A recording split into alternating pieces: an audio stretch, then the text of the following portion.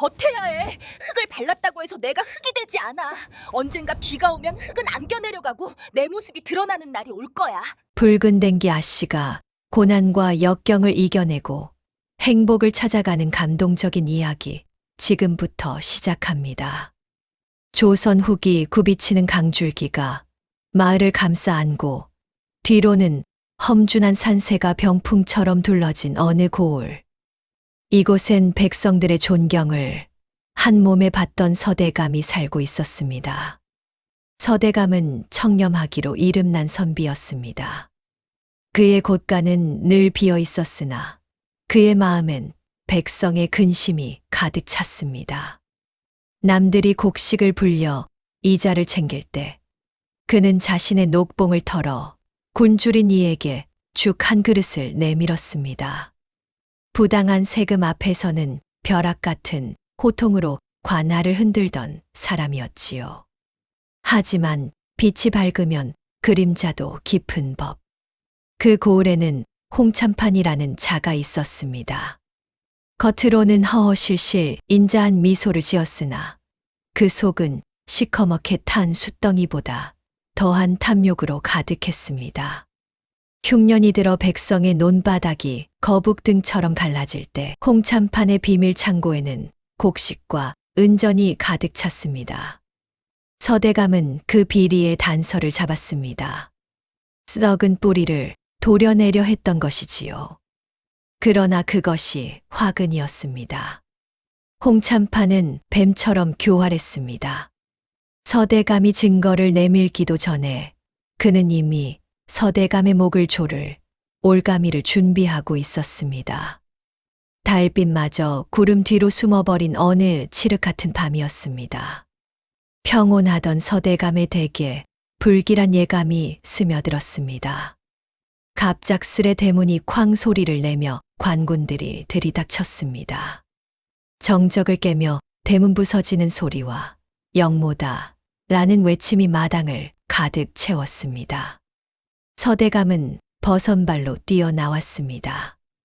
홍참판이 내뱉은 거짓 고변은 이미 국법이라는 이름의 칼날이 되어 서대감의 목을 겨누고 있었습니다.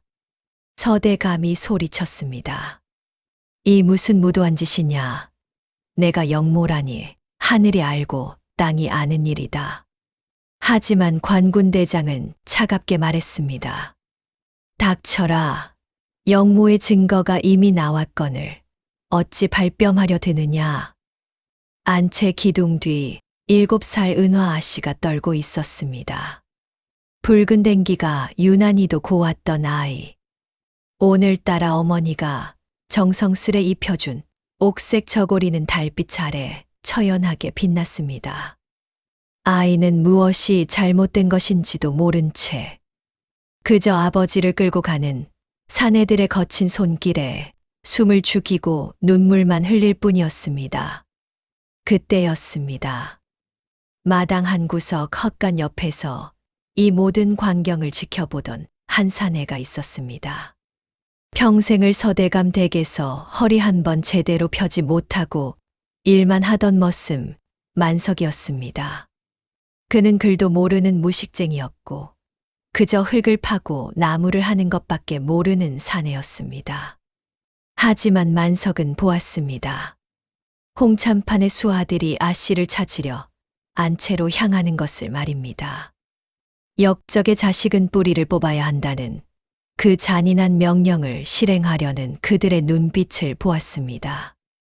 만석은 거친 호흡을 몰아쉬며 혼잣말로 다짐했습니다. 안 된다. 대감마님의 혈육을 저들에게 내줄 순 없어. 만석은 평생 굽히고 살았던 허리를 꼿꼿이 폈습니다. 그의 눈엔 두려움 대신 결연한 의지가 서렸습니다. 그는 관군보다 먼저 은화에게 달려갔습니다. 기둥 뒤에서 사시나무 떨듯 떠는 아이를 덥석 안았습니다. 아씨, 제 말 잘 들으셔요. 이제부터 아씨는 아씨가 아닙니다. 만석은 마당에 젖은 흙을 한 움큼 쥐었습니다. 그리고 망설임 없이 은화의 고운 얼굴에 발랐습니다. 슥슥 흙이 비는 소리가 들려오고 은화는 흐느끼며 작은 목소리로 말했습니다. 아저씨, 무서워요. 만석의 가슴이 찢어지는 듯 했습니다. 하지만 멈출 수 없었습니다. 그는 은화의 머리에 곱게 매달려 있던 붉은 댕기를 거칠게 풀어헤쳤습니다. 비단결 같던 머리카락이 어깨 위로 흩어졌습니다. 옥색 저고리 소매는 클바닥에 문질렀고 단단히 묶인 고름도 풀어헤쳐 남루한 거지아이처럼 꾸몄습니다. 관군들이 안채 문을 벌컥 열어젖혔을 때 거기엔 고귀한 대감댁 아씨는 없었습니다. 오직 떼구정물 흐르는 어린아이 하나를 등 뒤에 숨긴 채 고개를 조아리는 머슴뿐이었습니다. 관군 대장이 호통쳤습니다. 아씨는 어디 있느냐? 분명 이 안으로 들어가는 걸 보았다. 만석은 비굴한 목소리로 떨며 대답했습니다. 날이 아씨라니요. 이 집 아씨는 벌써 뒷문으로 도망치셨습니다요. 이 아이는 몸종인데 부엌에서 물 깃던 아이라 겁에 질려 이러고 있는 것입니다요. 관군 대장이 다가와 은화의 턱을 거칠게 잡아들어 올렸습니다. 은화의 눈에선 눈물이 차올라 흙탕물이 뺨을 타고 흘러내렸습니다. 헝클어진 머리카락, 흙투성이가 된 얼굴, 찢어진 소매. 관군 대장은 역겹다는 듯 뱉었습니다. 이런 천것이 무슨 아씨라고. 어서 뒤쪽으로 추격해라. 아씨를 놓치면 내 놈들 목이 날아갈 줄 알아라. 철커덕거리는 갑옷 소리와 함께 관군들이 멀어졌습니다. 만석은 그들이 완전히 시야에서 사라질 때까지 숨을 쉬지 못했습니다. 멀리서 대문 나가는 소리가 들리고 나서야 만석이 안도의 숨을 내쉬자 긴장이 풀린 듯 무릎이 꺾였습니다. 만석은 마루 끝에 털썩 주저앉았습니다. 그의 손은 은화 씨 얼굴을 더럽혔던 시커먼 흙으로 가득했습니다. 은화는 멍하니 만석의 손을 바라보았습니다. 자신의 얼굴을 더럽히고 옷을 찢었던 그 거칠고 투박한 손.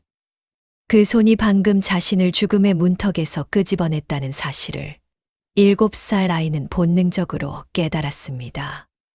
은화는 만석의 흙 묻은 더러운 손을 자기의 작은 손으로 꼭 잡았습니다. 만석은 대답 대신 아이를 품에 꼭 안았습니다.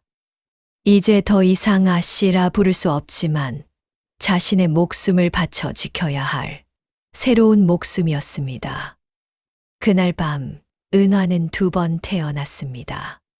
한 번은 고귀한 가문의 아씨로 어머니의 품속에서였고 또 한 번은 머슴의 흙 묻은 손 안에서 이름 없는 아이로 다시 태어난 것입니다. 타오르는 횃불 뒤로 서씨 가문의 영화는 몰락했지만 흙 속에 숨겨진 작은 씨앗 하나는 그렇게 생명을 이어가고 있었습니다. 불길이 집을 삼키고 비명이 잦아들 무렵 세상은 무심하게도 차가운 새벽 안개에 잠겼습니다. 서대감댁 뒷산 너머 사람의 발길이 닿지 않는 험한 오솔길을 한 사내가 달리고 있었습니다. 그의 등에는 낡은 가마니가 들쳐져 있었고 그 안에는 흙투성이가 된 7살 아이 은화가 숨죽여 흐느끼고 있었습니다. 만석의 집시는 이미 해저 발가락 끝에 핏방울이 맺혔습니다. 하지만 그는 통증을 느낄 겨를이 없었습니다. 등 뒤에서 느껴지는 아이의 작은 온기, 그 가냘픈 떨림이 만석을 움직이게 하는 유일한 동력이었습니다. 만석은 거친 숨을 몰아쉬며 말했습니다. 아씨, 아니, 은화야, 조금만 더 참아라. 저 강만 건너면, 저 갈대밭 속에 숨으면 아무도 못 찾는다. 안개 낀 숲속은 마치 귀신이 곡하는 듯 기괴한 소리를 냈습니다. 멀리서 들리는 부엉이 울음소리가 관군의 소리처럼 들려 만석은 몇 번이고 멈춰 서서 뒤를 돌아보았습니다. 서리가 내려앉은 낙엽을 밟는 소리조차 크게 울려 퍼지는 잔인하도록 고요한 새벽이었습니다. 가만히 틈새로 내다본 세상은 온통 회색빛이었습니다. 은화는 불과 몇 시간 전까지 자신이 누리던 따뜻한 아랫목과 어머니의 향기로운 분내를 떠올렸습니다. 하지만 이제 남은 것은 코끝을 찌르는 흙냄새와 만석의 등에서 나는 땀 냄새뿐이었습니다. 은화가 작고 갈라진 목소리로 물었습니다. 만석 아저씨, 우리 아버지랑 어머니는요? 왜 같이 안 오시는 거예요? 나 무서워요. 만석은 걸음을 멈추지 않았습니다. 아니, 멈출 수 없었습니다. 대답을 하면 목이 메어 울음이 터질 것 같았기 때문입니다. 서대감 내외가 관군에게 끌려가며 마지막으로 만석과 눈이 마주쳤을 때 대감의 눈빛은 아이만은 살려달라는 처절한 부탁이었습니다. 만석이 대답했습니다. 은화야, 이제부터는 내가 내 애비다. 대감 마님은 우리가 무사히 강을 건너 저 산 너머 마을에 닿으면 그때 모시러 오마. 그러니 소리를 내면 안 된다. 호랑이보다 무서운 놈들이 쫓아오고 있으니. 만석은 거짓말을 하며 입술을 깨물었습니다. 평생 정직하게만 살아온 그였지만 아이를 살리기 위해서라면 지옥불에 떨어질 거짓말이라도 수백 번은 더 할 준비가 되어 있었습니다. 강가에 다다르자 사람 키보다 훌쩍 큰 갈대들이 파도처럼 일렁이고 있었습니다. 겨울로 접어드는 길목의 갈대는 이미 말라 비틀어져 스치기만 해도 서걱서걱 기분 나쁜 소리를 냈습니다. 만석은 은화를 등에서 내려놓고 아이의 손을 꼭 잡았습니다. 관군들이 외치는 소리가 들려왔습니다. 이 근처다. 발자국이 강가로 향해 있다. 샅샅이 뒤져라. 쥐새끼 한 마리도 놓치지 마라. 홍참판의 수아들이 벌써 강가까지 쫓아온 것이었습니다. 갈대밭 건너편에서 횃불이 일렁이며 밤하늘을 붉게 물들였습니다. 만석은 은화를 갈대숲 깊숙한 곳, 젖은 땅 위로 눕혔습니다. 그리고 자신도 그 옆에 엎드려 숨을 죽였습니다. 갈대 사이로 관군의 칼날이 번뜩였습니다. 그들은 긴 창으로 갈대 숲을 이리저리 찔러대며 다가왔습니다. 은화는 공포에 질려 눈을 감았습니다. 비명을 지르고 싶었지만 만석의 투박하고 큰 손이 아이의 입을 부드럽지만 단단하게 막았습니다. 만석의 손바닥에서는 쇠 냄새와 흙 냄새가 섞여 났습니다. 은화는 그 손바닥에 맺힌 만석의 땀방울이 자신의 뺨으로 흘러내리는 것을 느꼈습니다. 그것은 눈물보다 더 뜨거웠습니다. 관군의 발소리가 코앞까지 다가왔습니다. 갈대숲 사이로 관군의 가죽신 장화가 보일 정도였습니다. 이대로 있다가는 둘 다 잡히는 것은 시간 문제였습니다.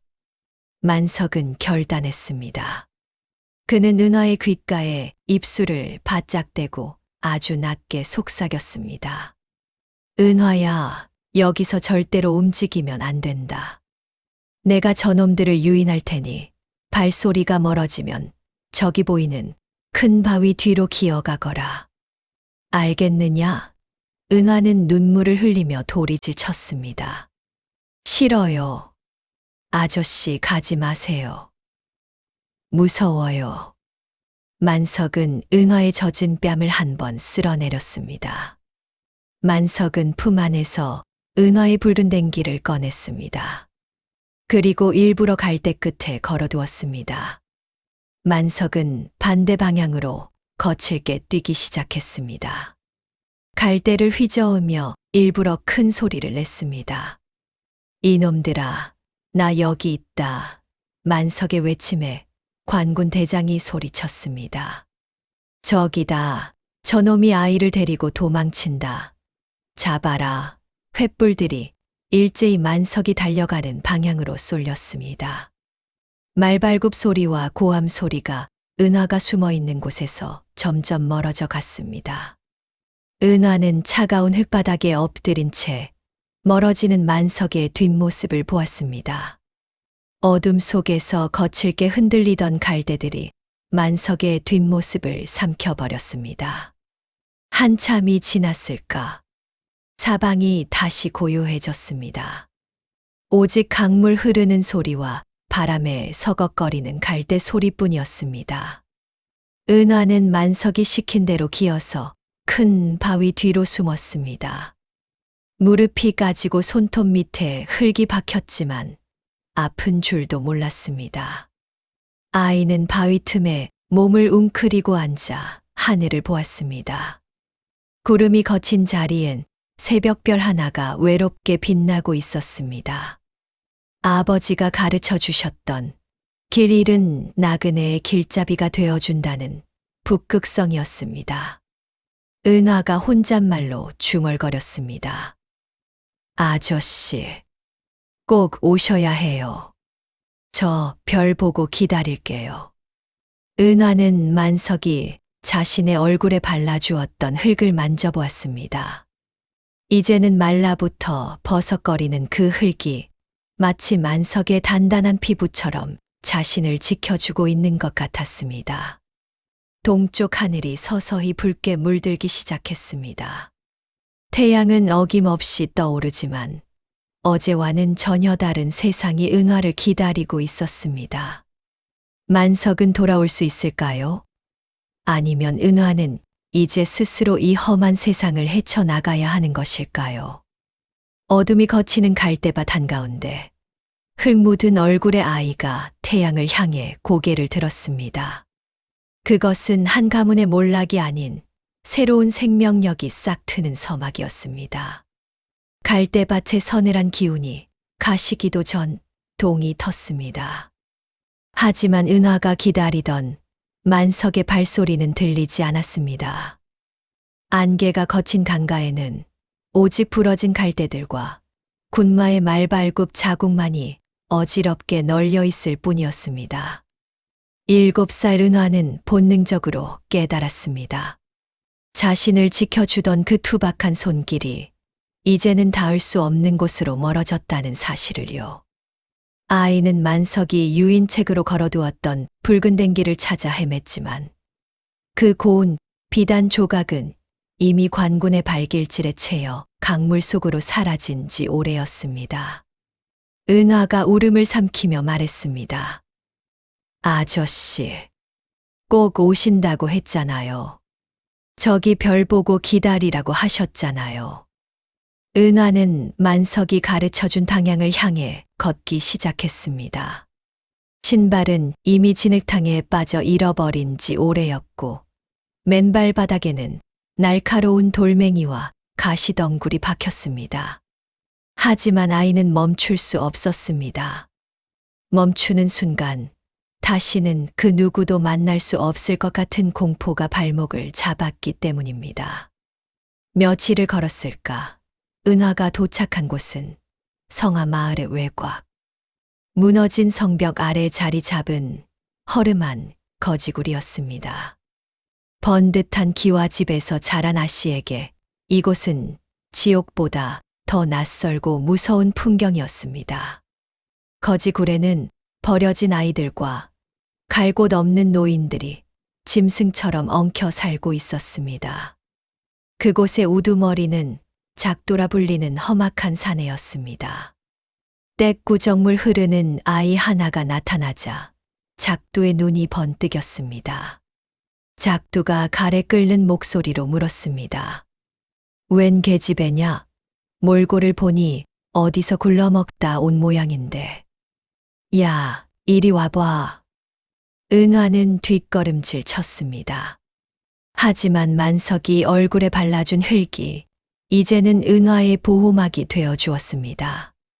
만약 은화가 뽀얀 피부를 그대로 드러냈다면 당장 노비시장에 팔려 나갔을지도 모를 일이었지요.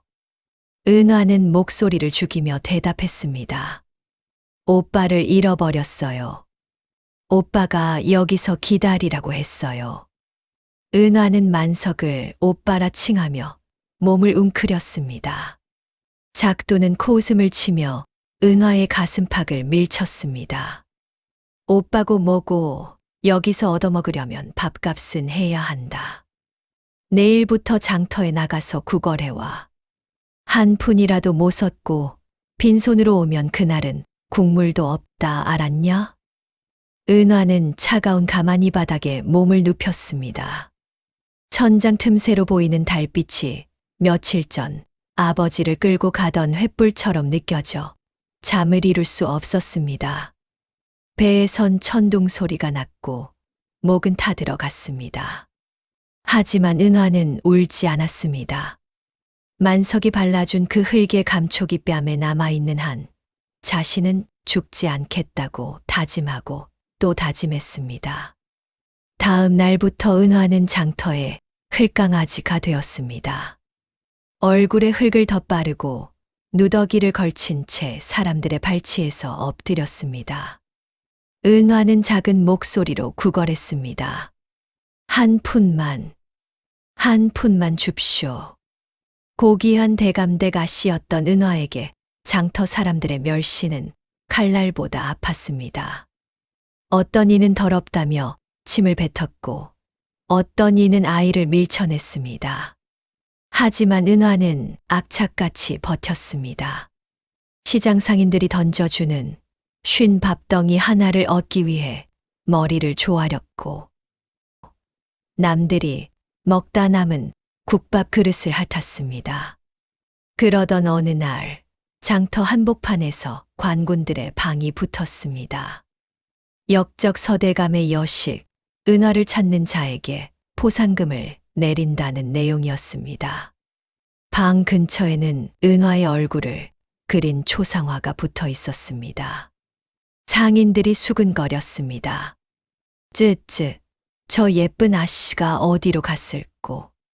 살아는 있을란지. 역적이라니. 서대감님이 그럴 분이 아닌데. 참으로 세상 말세야. 은화는 그 소리를 들으며 심장이 멎는 것 같았습니다. 바로 옆에 자신의 얼굴이 그려진 종이가 붙어 있었지만 누구도 흙투성이가 된 이 거지아이가 그 아씨라고는 상상조차 하지 못했습니다. 만석의 지혜가 다시 한번 은화의 목숨을 구한 셈이었습니다. 은화는 고개를 더 깊숙이 숙이고 바닥에 흙을 손으로 긁어 자신의 손등을 더 더럽혔습니다. 겨울바람이 칼끝처럼 매서워지던 어느 날 저녁이었습니다.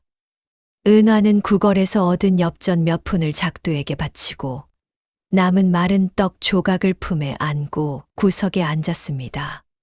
그때 거지굴의 한 노인이 은화에게 다가와 작은 보따리를 내밀었습니다. 노인이 가냘픈 목소리로 말했습니다. 얘야, 내 눈을 보니 예사아이가 아니구나. 이 흙 속에 숨겨진 게 별빛인 줄 내가 모를 줄 아느냐. 노인은 은화의 손에 낡은 비녀 하나를 쥐어 주었습니다. 그것은 노인이 평생 간직해온 유일한 재산이었습니다. 버텨라. 살아남는 게 이기는 거다. 흙을 발랐다고 해서 내가 흙이 되는 건 아니란다. 언젠가 비가 오면 흙은 씻겨 내려가고 내 본 모습이 드러날 날이 올 게야. 은화는 그 비녀를 품에 꼭 안았습니다. 그리고 처음으로 눈물을 흘렸습니다. 슬퍼서 흘리는 눈물이 아니었습니다. 반드시 살아남아 아버지의 억울함을 풀고 자신을 살린 만석을 찾겠다는 강한 결의의 눈물이었습니다. 은화는 속으로 생각했습니다. 아저씨, 저 여기 있어요. 흙투성이가 되어도 이름을 잃어버려도 저는 서대감의 딸 은화예요. 당신이 지켜준 이 목숨 절대로 헛되이 버리지 않을게요. 은화는 이제 더 이상 울보 아씨가 아니었습니다. 거지굴의 멸시 속에서도 장터의 추위 속에서도 은화는 단단해졌습니다. 낮에는 구걸하며 사람들이 하는 이야기에 귀를 기울였고, 밤에는 만석이 가르쳐준 대로 숨죽여 힘을 길렀습니다. 세상은 그녀를 흙강아지라 불렀지만 그 흙 아래에서는 누구보다 단단한 뿌리가 내리고 있었습니다. 잿더미 위에서 이름 없는 꽃 한 송이가 차가운 겨울을 이겨내며 피어날 준비를 하고 있었던 것입니다. 고난은 사람을 꺾기도 하지만 때로는 무쇠처럼 단단하게 만들어 버리기도 합니다. 만석의 흙 묻은 손 안에서 태어난 은화. 이제 그녀의 진짜 이야기가 시작되려 합니다. 무심한 세월은 덧없이 흘러 강가에 쌓였던 눈이 8번 녹고 다시 얼어붙었습니다. 만석은 눈을 감고 나지막이 가락을 읊조리며 생각에 잠겼습니다. 8년 전 그 새벽 갈대밭에서 관군을 유인하며 벼랑 끝으로 내몰려 차가운 강물 위로 몸을 던졌던 일. 등 뒤로 쏟아지는 화살 세례를 받으며 물속으로 가라앉을 때 목숨을 잃을 뻔한 일들. 그러나 그의 머릿속엔 오직 한 가지 생각뿐이었습니다. 아씨를 살려야 한다. 나 같은 놈은 죽어도 좋으나 대감마님의 아씨만은. 물살에 휩쓸려 하류 모래톱에 걸린 그는 만신창이었습니다. 다리는 바위에 으스러졌고 관군이 던진 횃불에 얼굴 반쪽은 문드러져 형체를 알아볼 수 없었지요. 하지만 그는 죽을 수 없었습니다. 그때부터 만석은 아씨를 찾기 위해 대장간의 허들에 이를 도우며 낮에는 쇠를 두드리고 밤에는 절뚝이는 다리를 끌며 인근 고을마다 헤매고 다니며 거지구를 모조리 뒤졌습니다. 아씨, 살아만 계셔주셔요. 이 못난 놈이 갈 때까지 제발. 얼굴의 흉터 때문에 사람들에게 돌팔매질을 당하고 병신이라 놀림받으면서도 그는 멈추지 않았습니다. 그렇게 8년 만석은 자신의 은화의 흔적을 찾아 헤맨 끝에 마침내 성하 마을의 장터에 닿은 것이었습니다. 7살 흙투성이 아이였던 은화는 이제 15살의 영민한 소녀가 되었습니다. 얼굴에는 여전히 검은 재와 흙을 바르고 있었지만 그 뒤에 숨겨진 눈빛만큼은 반짝이며 빛나고 있었습니다. 은화는 이제 더 이상 장터에서 구걸만 하는 흙강아지가 아니었습니다. 그녀는 성하 마을 장터에 모든 소문이 모이는 만물상이자 거지굴 아이들의 실질적인 우두머리가 되어 있었습니다. 낮은 곳에서 사는 법을 배운 은화는 누가 부당한 돈을 챙기는지, 어느 관리가 홍참판에 줄을 잡고 있는지 귀동냥으로 모두 꿰뚫고 있었지요. 은화가 아이들에게 나직하고 단단한 목소리로 말했습니다. 이번 장날에는 서쪽 폭우로 가라. 거기 홍참판 내 곡선이 들어온다더구나. 흘린 나탈이라도 긁어 모으면 사흘은 버틸 게다. 아이들을 진두지휘하는 은화의 손등에는 굳은 살이 박혀 있었습니다. 옥처럼 곱던 손은 사라졌지만 그 손은 이제 스스로 밥벌이를 하고 아이들을 먹여 살리는 강인한 손이 되었습니다.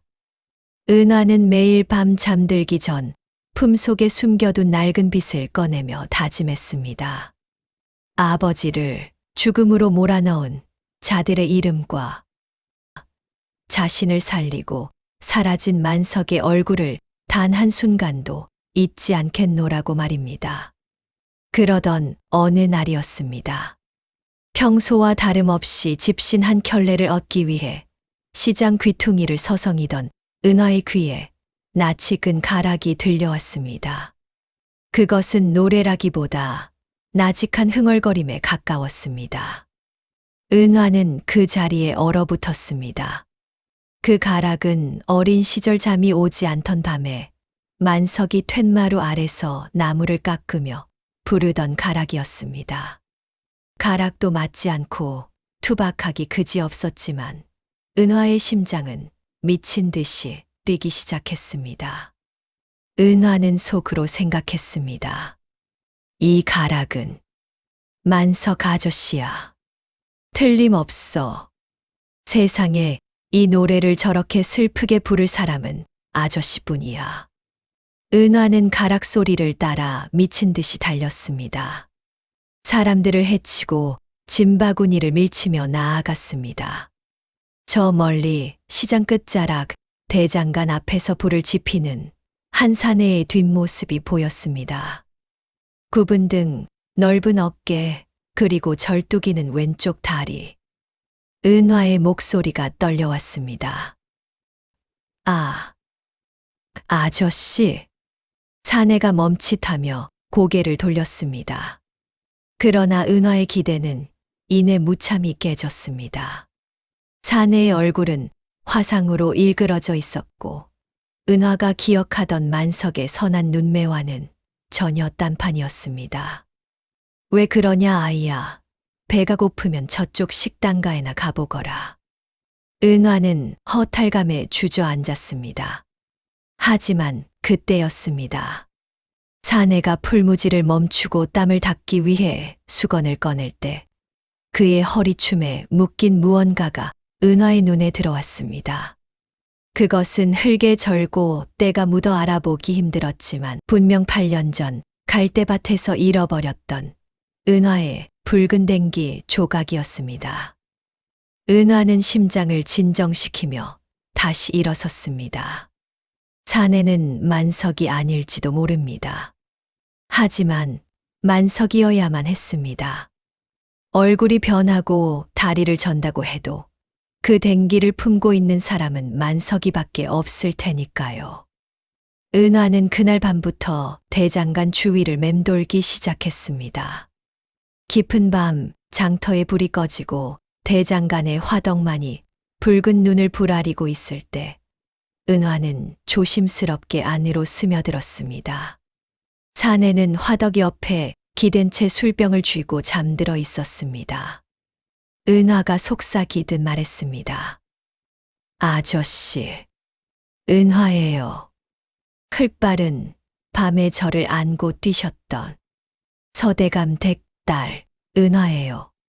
사내의 손이 경련하듯 움츠러들었습니다. 잠든 줄 알았던 사내가 천천히 눈을 떴습니다. 화덕의 불꽃이 그의 일그러진 얼굴을 비추었습니다. 사내는 한참 동안 은화를 바라보다가 떨리는 손으로 은화의 뺨에 묻은 흙을 살짝 닦아내었습니다.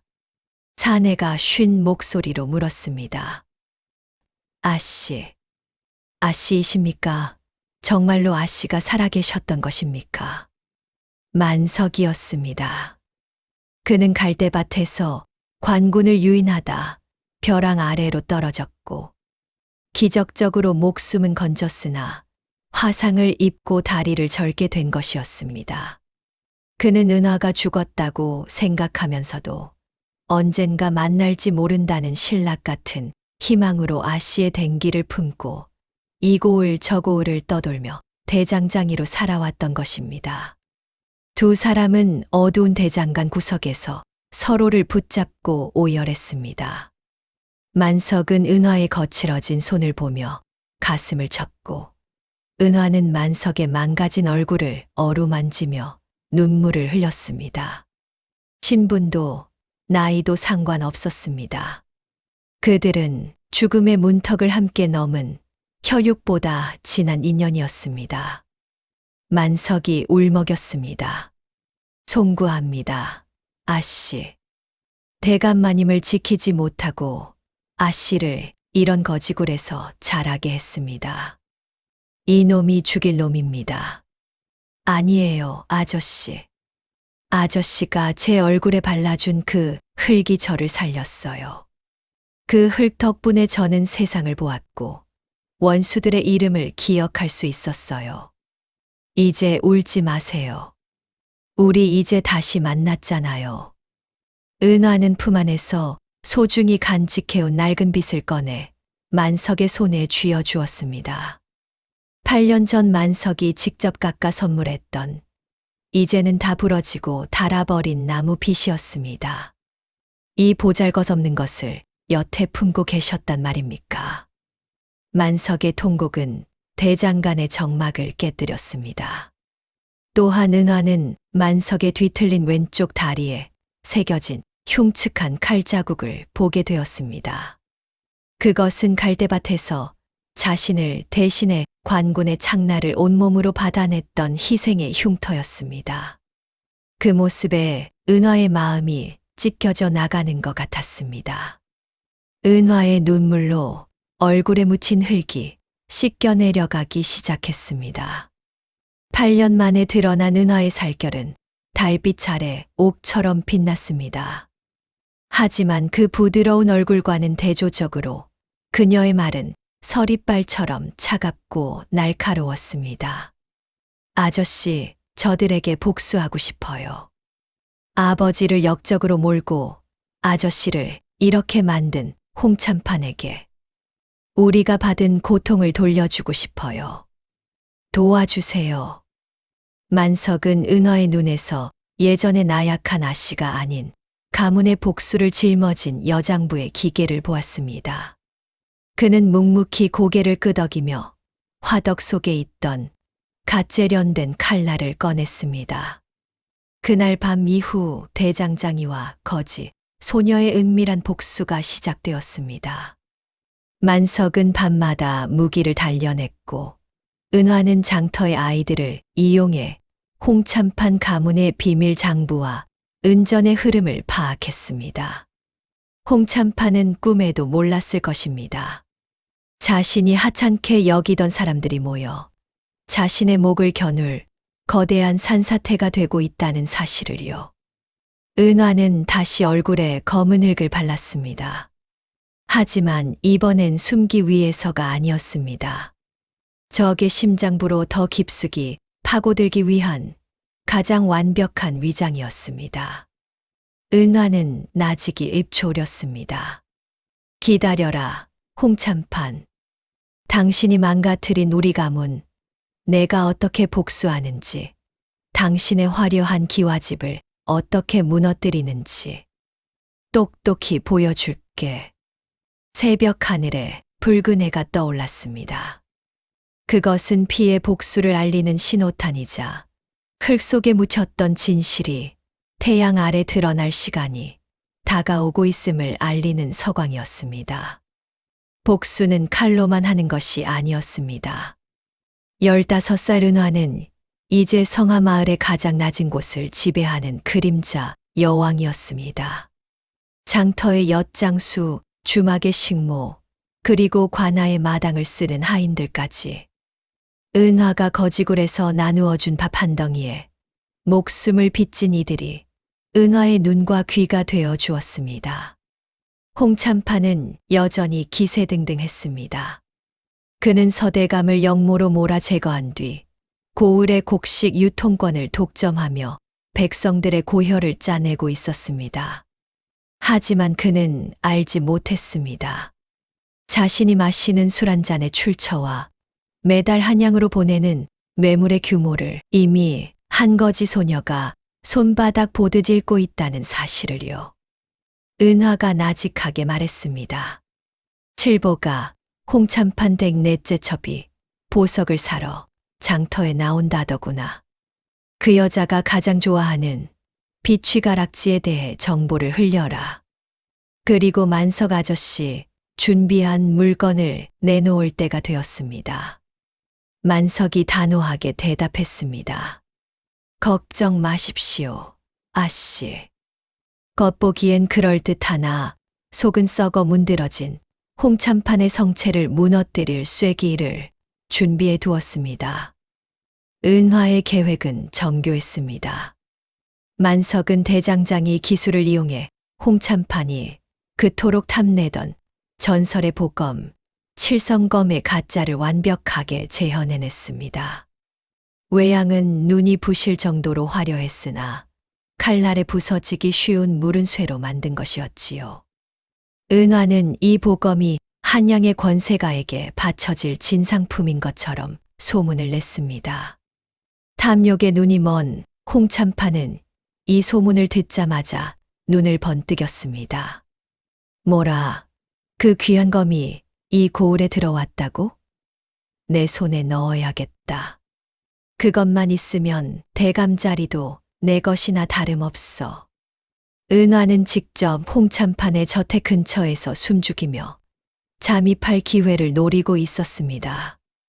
얼굴엔 여전히 흙과 재를 발랐으나 그녀의 손에는 홍참판 가문의 비밀 장부를 훔쳐낼 열쇠가 들려 있었습니다. 은화는 홍참판의 수아들이 보검의 정신이 팔린 사이 안채 깊숙이 숨겨진 비밀 금고의 위치를 파악했습니다. 운명의 날, 고을에는 장대비가 쏟아졌습니다. 하늘조차 서대감의 원한을 씻어내려는 듯 천둥이 몰아쳤습니다. 홍참판이 가짜 보검을 손에 넣고 연회를 베풀던 그 밤, 은화와 만석은 움직였습니다. 만석은 절뚝이는 다리로도 귀신 같은 솜씨로 담을 넘었습니다. 그는 관군들의 시선을 돌렸고 은화는 고양이처럼 조용하게 비밀 금고로 들어갔습니다. 그곳에는 서대감을 영모로 몰기 위해 홍참판이 직접 조작했던 가짜 서신들과 백성들에게 뜯어낸 은전들이 산처럼 쌓여 있었습니다. 은화는 분노에 차 혼잣말을 내뱉었습니다. 이 종이 몇 장 때문에 우리 아버지가, 우리 가문이. 은화는 증거가 될 서신들을 품 안에 챙겼습니다. 그리고 준비해온 기름을 금고 곳곳에 뿌렸습니다. 그때 문이 벌컥 열리며 홍참판의 호위무사가 들이닥쳤습니다. 웬 쥐새끼냐, 개석거라. 은화가 위기에 처한 순간 어둠 속에서 거대한 그림자가 나타났습니다. 만석이었습니다. 그는 화로의 뜨거운 석탄을 무사의 눈앞에 뿌렸습니다. 아씨, 어서 피하십시오. 이놈은 제가 막겠습니다.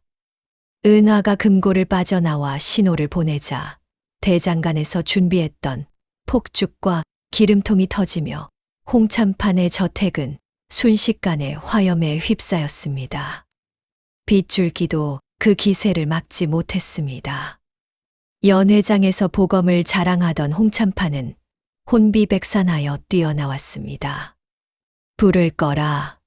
내 재산, 내 보검. 하지만 그가 소중히 안고 나온 보검은 열기에 녹아내려 흉측하게 뒤틀려 있었습니다. 그때 저택 정문으로 고을 백성들이 몰려왔습니다. 은화가 미리 장터에 뿌려둔 소문 때문이었습니다. 홍참판이 영모의 증거를 숨기고 있다. 불길 속에 금괴가 쏟아지고 있다. 분노한 백성들은 관군의 제지를 뚫고 저택으로 난입했습니다. 은화는 담장 위에서 그 광경을 지켜보았습니다. 화염 속에서 허우적대는 홍참판의 모습은 8년 전 자신의 집이 불타던 날 보았던 악몽과 겹쳐 보였습니다. 하지만 은화의 마음 속엔 이제 슬픔 대신 차가운 정의가 자리 잡고 있었습니다. 다음 날 아침 홍참판의 저택은 잿더미만 남았습니다. 은화가 확보한 음모 가득한 가짜 서신들은 고을에 강직한 어사에게 전달되었고 홍참판은 포박된 채 한양으로 압송되었습니다. 백성들은 만세를 불렀고 서대감의 억울함이 곧 풀릴 것이라는 소식에 들떴습니다. 그러나 그 소란 속에서도 은화와 만석의 모습은 어디에도 보이지 않았습니다. 그들은 자신들의 목적을 달성한 뒤 아픔이 시작되었던 그곳에 있었습니다. 성하 마을 외곽, 예전의 그 갈대밭. 은화는 이제 깨끗하게 씻은 얼굴로 강물을 바라보고 있었습니다. 흙을 닦아낸 그녀의 얼굴은 눈부시게 아름다웠지만 그녀의 눈빛에는 세상의 풍파를 견뎌낸 거목 같은 단단함이 서려 있었습니다. 은화가 물었습니다. 아저씨, 이제 아버지도 편히 쉬시겠죠. 만석이 인자한 미소를 지으며 대답했습니다. 그럼요, 아씨. 대감마님은 하늘에서 아씨를 아주 자랑스러워 하실 겁니다. 은화는 품속에서 만석이 되찾아준 붉은 댕기를 꺼내 강물에 띄워 보냈습니다. 그것은 아씨로서의 과거와의 작별이자 새로운 삶을 향한 선언이었습니다. 그녀는 더 이상 대감댁 아씨도 거지굴의 흘강아지도 아니었습니다. 스스로 자신의 운명을 개척한 한 명의 여인, 그리고 불의를 심판한 이름 없는 영웅이었습니다. 폭풍우가 지나간 자리에 햇살이 내리쬐듯 고을은 서서히 안정을 되찾았습니다. 홍참판의 몰락은 곧 서대감의 복권으로 이어졌습니다. 한양에서 내려온 임금의 교지는 서대감의 청렴함을 기리고 그의 가문을 다시 일으켜 세우라는 명을 담고 있었습니다. 하지만 정작 그 가문의 유일한 생존자인 은화는 화려한 한양의 저택으로 돌아가지 않았습니다. 은화가 선택한 곳은 아버지와 만석, 그리고 자신의 눈물이 배어있는 고향 고을의 한적한 산자락이었습니다. 이제 17이 된 은화는 더 이상 얼굴에 흙을 바르지 않았습니다. 맑은 물에 씻어낸 그녀의 얼굴은 고생의 흔적이 옅은 흉터처럼 남았지만 그 덕분에 오히려 세상 그 어떤 보석보다 단단하고 깊은 아름다움을 풍기고 있었습니다. 은화가 나직하게 말했습니다. 아저씨, 여기라면 아버님도 어머님도 좋아하시겠지요? 강물이 보이고 바람이 잘 통하는 이곳이요. 만석은 은화의 곁에서 묵묵히 나무를 심고 있었습니다.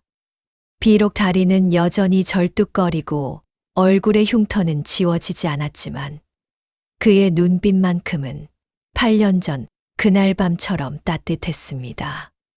그럼요, 아씨. 대감마님은 늘 낮은 곳을 보살피라 하셨으니 마을 사람들이 다 보이는 이 언덕이 제격입니다.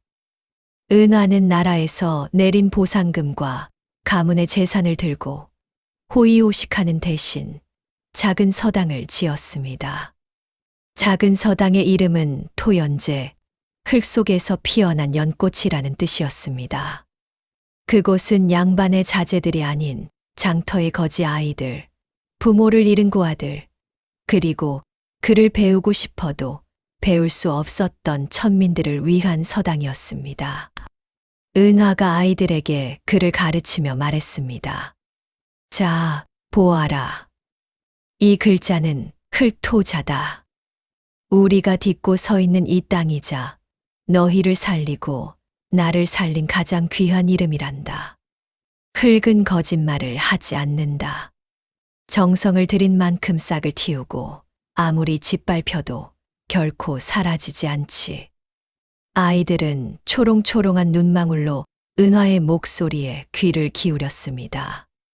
은화는 그들에게 단순히 글자만 가르치는 것이 아니었습니다. 신분이라는 벽에 부딪혀 꿈을 포기하지 않는 법, 그리고 가장 낮은 곳에서도 인간의 존엄을 지키는 법을 가르쳤습니다. 그것은 그녀가 거지굴에서 배운 가장 처절하고도 값진 교훈이었습니다. 서당 한편에서는 만석의 망치 소리가 경쾌하게 울려 퍼졌습니다. 만석은 대장간을 차려 아이들에게 기술을 가르쳤습니다. 은화가 정신을 키운다면 만석은 그들이 제 손으로 밥벌이를 할 수 있는 힘을 길러주었습니다. 한때 아이의 얼굴을 더럽혔던 만석의 흙 묻은 손은 이제 수많은 아이의 머리를 쓰다듬고 그들의 무너진 삶을 지탱하는 기둥이 되었습니다. 어느 날 저녁 은하와 만석은 서당 마당에 앉아 지는 노을을 바라보았습니다. 만석이 말했습니다. 아씨, 가끔은 꿈 같습니다. 그 불길 속에서 아씨를 안고 뛸 때만 해도 이런 날이 올 줄은 꿈에도 몰랐습니다요. 은하가 대답했습니다. 아저씨, 그때 아저씨가 제 얼굴에 흙을 바르지 않았다면 어땠을까요? 아마 저는 세상이 얼마나 아픈 곳인지 모르는 철부지 아씨로 살다가 사라졌겠지요. 저를 2번 태어나게 해주셔서 고마워요. 은화는 만석의 거친 손을 꼭 잡았습니다. 그 손은 여전히 투박하고 굳은 살이 박여 있었지만 은화에게는 세상에서 가장 부드러운 비단보다 더 소중했습니다. 세월이 흘러 토연제에서 배운 아이들이 하나둘 세상으로 나갔습니다. 어떤 이는 관직에 나가 청렴한 관리가 되었고, 어떤 이는 뛰어난 장인이 되어 백성들의 삶을 이롭게 했습니다. 그들은 어디를 가든 자신들을 흙의 자식들이라 불렀습니다. 세상은 여전히 신분의 벽이 높고 불공평한 일이 가득했지만 은화와 만석이 뿌린 씨앗들은 곳곳에서 단단한 나무로 자라나 그늘을 만들었습니다. 권력의 횡포에 맞서고 약자의 편에 서는 법을 배운 그들은 세상을 조금씩 바꾸어 나갔습니다. 홍참판과 같은 자들은 모래 위에 성을 쌓았지만 은화는 흙 위에 생명을 심었습니다.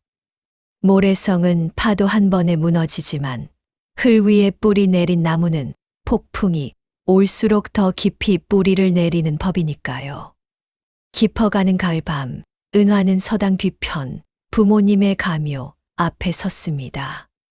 그녀의 손에는 이제 붉은 댕기 대신 아이들이 정성스레 엮어준 들꽃 다발이 들려 있었습니다.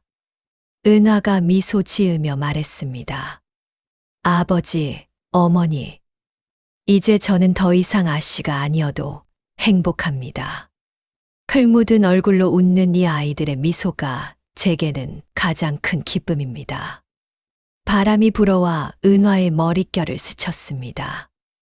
마치 부모님이 대답이라도 하듯 따스한 기운이 그녀를 감싸 안았습니다. 조선 후기 어느 이름 없는 산골 마을. 그곳에는 얼굴에 흙을 묻히고도 가장 밝게 빛나던 한 여인과 그녀를 지킨 거친 손의 사내가 살았습니다. 그들의 이야기는 전설이 되어 입에서 입으로 전해졌습니다. 흙은 더러운 것이 아니라 생명을 품는 어머니의 품과 같다. 이 말은 훗날 고난을 겪는 수많은 이들에게 다시 일어설 용기가 되었습니다. 흙을 바른 밤, 그 절망의 끝에서 시작된 이야기는 그렇게 찬란한 희망의 숲이 되어 영원히 기억되었습니다. 모래 위에 세운 성은 화려하나 무너지고 흙 속에 뿌리 내린 생명은 투박하나 영원합니다. 스스로 흙이 되어 세상을 바꾼 은화와 만석의 이야기는 여기서 끝이 나지만 그들이 남긴 굳건한 뿌리는 오늘도 우리 곁에서 보이지 않는 희망의 숲을 이루고 있습니다.